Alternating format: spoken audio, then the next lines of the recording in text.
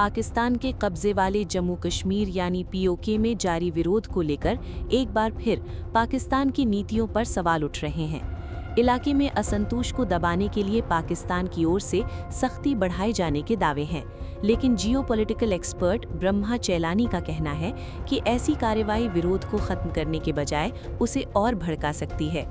ब्रह्मा चैलानी ने अपनी टिप्पणी में दावा किया कि पाकिस्तान ने पीओके में प्रदर्शनकारियों के खिलाफ आतंकवाद रोधी कानूनों के तहत कार्रवाई की है। उनका आरोप है कि प्रदर्शनों की अगुवाई करने वाले प्रमुख नागरिक अधिकार संगठन पर भी प्रतिबंध लगाया गया है।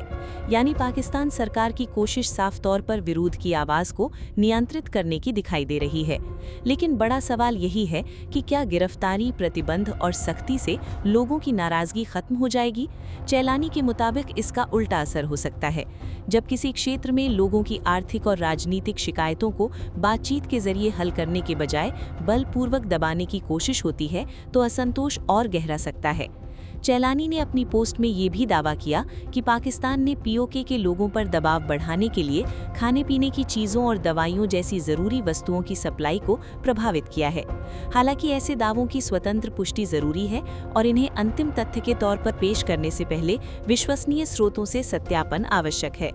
अगर ज़रूरी सामान की सप्लाई वास्तव में प्रभावित होती है, तो इसका सीधा असर आम लोगों पर पड़ता है।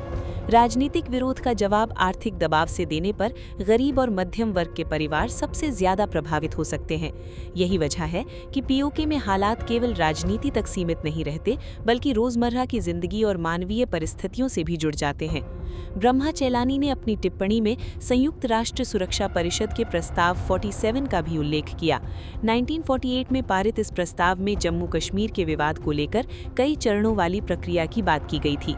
पाकिस्तान की भूमिका को लेकर प्रस्ताव में जम्मू कश्मीर से पाकिस्तानी सैनिकों और कबायली लड़ाकों की वापसी का उल्लेख भी किया गया था। हालांकि संयुक्त राष्ट्र के पुराने प्रस्तावों की व्याख्या को लेकर भारत और पाकिस्तान के रुख लंबे समय से अलग अलग रहे हैं। इसलिए पीओके के संदर्भ में प्रस्ताव 47 का उल्लेख अपने आप में पूरे विवाद का समाधान नहीं करता, लेकिन ये इस क्षेत्र के ऐतिहासिक और कूटनीतिक विवाद की पृष्ठभूमि को समझने में जरूर मदद करता है। पीओके में असंतोष के पीछे सिर्फ राजनीतिक मुद्दे नहीं हैं।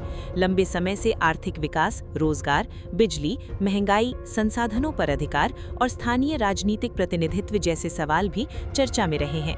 ऐसे मुद्दे जब लगातार बने रहते हैं, तो सरकार के खिलाफ नाराजगी किसी एक घटना के बाद अचानक बड़े विरोध का रूप ले सकती है। पाकिस्तान के लिए चुनौती ये है कि अगर वो केवल सुरक्षा और गिरफ्तारी के जरिए इस असंतोष को नियंत्रित करने की कोशिश करता है, तो विरोध का आधार और व्यापक हो सकता है। दूसरी तरफ बातचीत और स्थानीय मांगों पर राजनीतिक समाधान खोजने की कोशिश तनाव को कम कर सकती है। फिलहाल पीओके को लेकर सामने आ रहे दावों में कई बातें ऐसी हैं जिनकी स्वतंत्र पुष्टि जरूरी है, लेकिन ब्रह्मा चैलानी की टिप्पणी ने एक बड़े सवाल को जरूर सामने ला दिया है। क्या पाकिस्तान की सख्ती वास्तव में पीओके में विरोध को शांत करेगी, या फिर यही कार्रवाई लोगों की नाराजगी को और गहरा कर सकती है? आने वाले दिनों में ये देखना महत्वपूर्ण होगा कि पाकिस्तान सरकार सुरक्षा कार्रवाई को आगे बढ़ाती है या स्थानीय संगठनों और प्रदर्शनकारियों के साथ बातचीत का रास्ता अपनाती है, क्योंकि किसी भी क्षेत्र में लंबे समय तक स्थिरता केवल ताकत के इस्तेमाल से नहीं, बल्कि लोगों के भरोसे और उनकी शिकायतों के समाधान से आती है।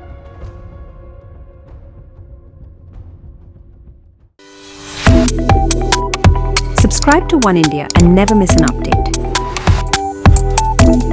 Download the One India app now.